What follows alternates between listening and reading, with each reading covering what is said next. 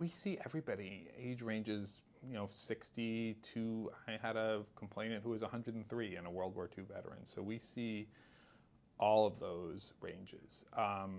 And I will take cases where the person is disabled but might be under 60, but faces some of the same challenges.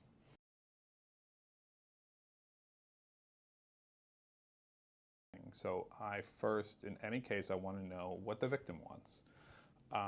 And particularly in those cases where you're being victimized by a family member, you might not want that person to go to jail. And that might not be the appropriate thing. Now, there are cases where it is the appropriate thing, despite the victim's wishes. But what I take from progressive prosecution is that we're here to help the victims, and we're here to solve the problem. So one of the biggest causes to me, and I'm just speaking anecdotally from my own experience, of neglect, abuse, and financial exploitation is isolation.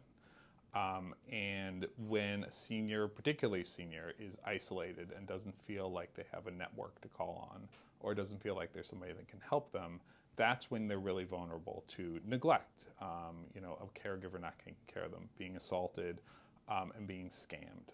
And you will see this often in the scam cases where the perpetrator, the scammer, creates this atmosphere of both isolation and pressure and emotion. Often these scams are often presented almost as scam prevention, like, your account's been compromised, so we need your information, and you can't tell anybody because we don't know, you don't know who to trust. We don't know who got this information.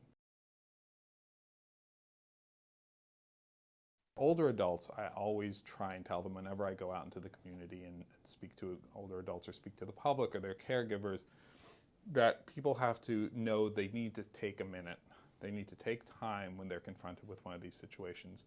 Reach out to somebody they trust, reach out to the authorities, a family member, and talk about the situation, because often when you talk to somebody else, the absurdity or the scam nature or the wrongness of the situation is exposed.